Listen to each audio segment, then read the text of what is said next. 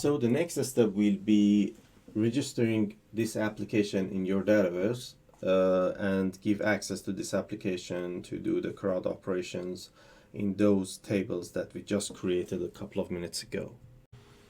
Great. To do so, navigate to the Admin Center and select your environment.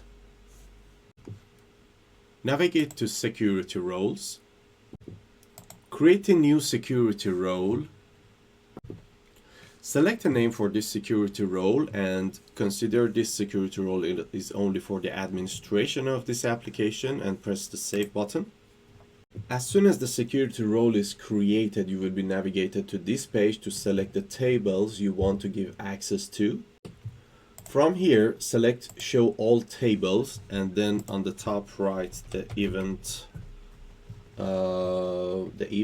and you will see that there are two tables with the events that we have created before. You can press these three dots here, press the permission setting. As we want to give a full access to this application, we give full access, press Save button here, and you will see the full access will be given to the organization level. Again, for the other entity as well, save it. And of course, you will not give this privilege to anyone else unless it is needed. So always, please follow the least privilege principle. Now we are done here. We can return back to the settings, and here you can add an application user. So press the application user, and here you can press the new application user, and you should select your application. As I don't have much applications, it will only show this.